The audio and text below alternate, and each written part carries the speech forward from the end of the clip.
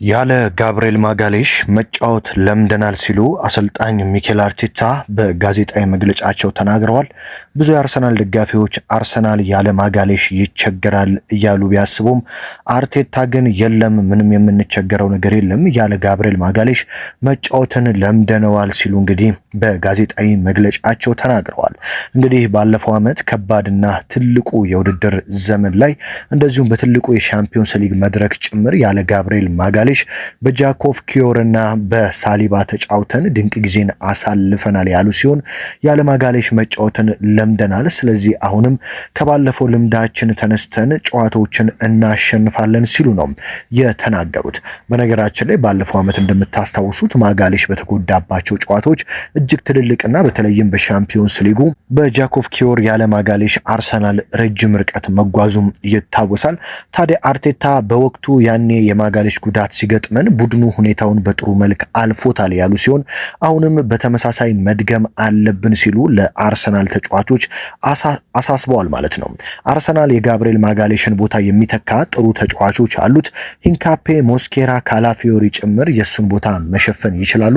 ስለዚህ ብዙ አማራጮች አሉን ሲሉ የተናገሩ ሲሆን ያለ ጋብርኤል ማጋሌሽ ማን እንደሚሰለፍ ግን መናገር አልፈለጉም። በነገራችን ላይ የመድፈኞቹ ወሳኝ ተጫዋቾች ለነገ ጨዋታ ዝግጁ እንደሆኑ የተረጋገጠ ሲሆን ጋብርኤል ማርቲኔሊ፣ ማርቲን ኦዲጋርድ፣ ኖኒ ማዱኬ እንደዚሁም ቪክተር ዮኮሬሽ ለነገው ጨዋታ ዝግጁ እንደሆኑ ነው እየተሰማ የሚገኘው።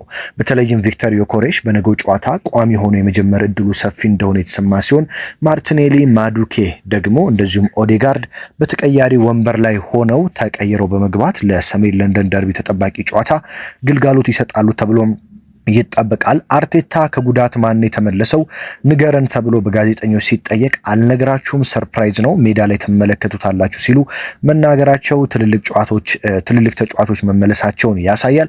ለዚህም ደግሞ በእርግጠኝነት ዮኮሬሽ በነገው ጨዋታ ቋሚ ሊሆን ይችላል የሚሉ የአርሰናል ተንታኞች በየስፍራው እየተሰሙ ሲሆን እንደሚወጡት መረጃዎች ከሆነ እንግዲህ ዮኮሬሽ፣ ማርቲኔሊ፣ ማዱኬ እና ኦዴጋርድ ተመልሰዋል ማለት ነው። በነገራችን ላይ ዋይን ሩኒ በቅርቡ ስለ ቪክተር ኮሬሽ አስተያየት ሰጥቶ ነበረ። ታዲያ ትላንትና የመድፈኞቹ አለቃ ሚኬል አርቴታ ዋይን ሩኒን ከልብ አመሰግነዋለሁ፣ የሰጠው አስተያየት ትክክል ነው፣ ለዛም ሩኒ ትክክለኛ ሰው ስለሆነ ከልቤ ላመሰግነው እወዳለሁ ሲሉም ተናግረዋል። ብዙ ሚዲያዎች እንግዲህ ቪክተር ኮሬሽ አርሰናል ቤት መጥቶ ምንም እየሰራ አይደለም ሲሉ እየተቹት እንደነበር ይታወሳል። ነገር ግን የቀድሞ የማንቸስተር ዩናይትድ ተጫዋች ዋይን ሩኒ ወደ ፕሪሚየር ሊጉ ከመጡ ምርጥ 3 ፈራሚዎች ጥቀስ ብትሉኝ ቪክተር ዮኮሬሽ ወደ ሊጉ ከመጡ 3 ምርጥ ተጫዋቾች አንዱ ነው ሲል የተናገረ ሲሆን ይህንንም ያለበት ዋነኛው ምክንያት ዮኮሬሽ ግብ ባያስቆጥር ራሱ ሜዳ ላይ ለአርሰናል እየሰጠ የሚገኘው ጥቅምና ለአርሰናል ተጫዋቾች እየሰጠ የሚገኘው ነፃነት አርሰናል አሁን የፕሪሚየር ሊጉ መሪ እንዲሆን እንዳስቻለው የተናገረ ሲሆን አርሰናል መሪ እንዲሆን የቪክተር ዮኮሬሽ ሚና ትልቅ ነው ሲል ሮኒ ተናግሮ ነበረ። ታዲያ አርቴታ ይህንን አስተያየት ከእንደ ዋይን ሩኒ አይነት ሰው ስለመጣ በጣም ደስተኛ ነኝ ያሉ ሲሆን ይሄ እሱ ስላስቆጠረው ጎል ብዛት አይደለም ያሉት አርቴታ ነገር ግን ጉዳዩ ለቡድኑ ስላደረገው አስተዋጽኦና ስለሰጠው ነገር ነው ሲሉ ተናግረዋል። ቪክተር ዮኮሬሽ በቡድናችን ውስጥ ጥሩ በመስራትና ለሌሎች ተጫዋቾች ክፍተት በመፍጠር ያደረገውን አስተዋጽኦ ማንም ሊክደው አይችልም። ቪክተር ዮኮሬሽ ወደ ፕሪሚየር ሊጉ ከመጡ ምርጥ ፈራሚዎች ውስጥ ዋነኛው ነው ሲሉ አርቴታም የተናገሩ ሲሆን በነገራችን ላይ ቪክተር ዮኮሬሽ ሜዳ ላይ መኖሩ ብቻ ምን ያህል ጥቅም እንዳለው በሰንደርላንዱ ጨዋታ ተመልክተናል። ሰንደርላንድ ጨዋታ ላይ ዮኮሬሽ ባለመኖሩ አርሰናሎች ምን ያህል ተቸግረው ነጥብ ለመጣል እንደተገደዱ የተመለከትን ሲሆን ብዙዎችም ያለ ቪክተር ዮኮሬሽ ሰንደርላንድ ላይ የተመለከትነው አርሰናል ማለት የአምናው አርሰናል ማለት ነው፣ ግብ የማያስቆጥርና በቀላሉ የሚቆጠርበት ሲሉ ብዙዎች ሲናገሩ ነበረ። ቪክተር ዮኮሬሽ ሜዳ ላይ ሲኖር እንግዲህ እንደ ቡካዮ ሳካ፣ እንደ ትሮሳርድ እንደዚሁም ደግሞ ከጀርባ ያሉት እንደ ኤብሪቼ ኢዜ ያሉ ተጫዋቾች በቂ ክፍተት እንዲያገኙና የተቃራኒ ቡድን ተከላካዮች እንዲበተኑ በማድረግ የሚሰጠው ግልጋሎት የማይተካ እንደሆነ ይገለጻል። በተለይ ቪክተር ዮኮሬሽ በአካሉ ጠንካራ ስለሆነ እንደ ሰንደርላንድ ያሉ ደግሞ እጅግ በአካላዊ ጥንካሬያቸው የሚፋለሙ እንደ ኒውካስል አይነት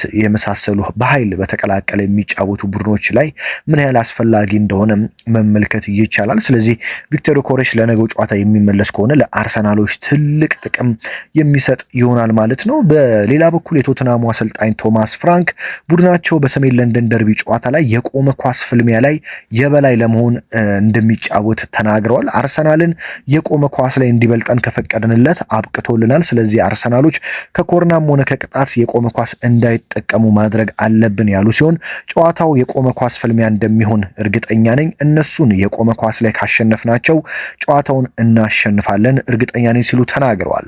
ሁከት ማስነሳት እንወዳለን ያሉት ቶማስ ፍራንክ ምክንያቱም ጠቃሚ ሊሆን ይችላል። በጣም የተደራጀ ቡድንና የተደራጀ ጨዋታ ሲሆን ለመበተን ይረዳናል።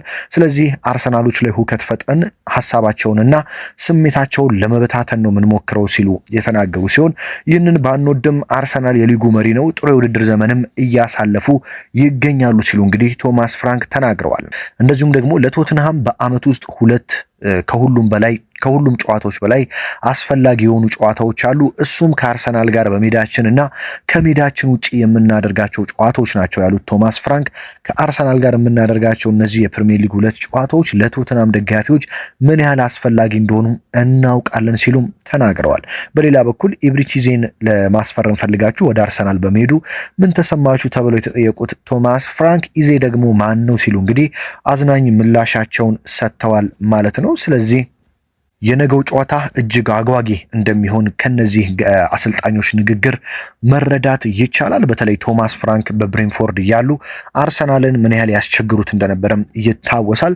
ታዲያ አሁንም በኤምሬትስ ስቴዲየም መጥተው በተለይም ዘንድሮ ከሜዳ ውጭ ያላቸውን ጥሩ አቋም በማስቀጠል አርሰናልን ለማስጨነቅና ለማሸበር እቅድ እንዳላቸው ለጋዜጠኞች ተናግረዋል።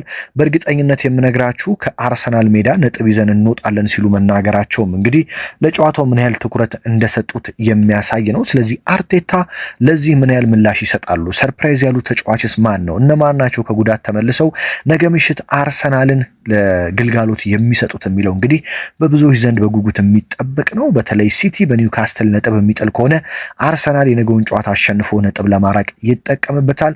ሲቲ ካሸነፈ ደግሞ ነጥቡ በአንድ ብቻ ይሆናል። ስለዚህ አርሰናል ቶትናምን የማሸነፍ ግዴታ ውስጥ ይገባል ማለት ነው። ማን ያሸንፋል ብላችሁ ታስባላችሁ?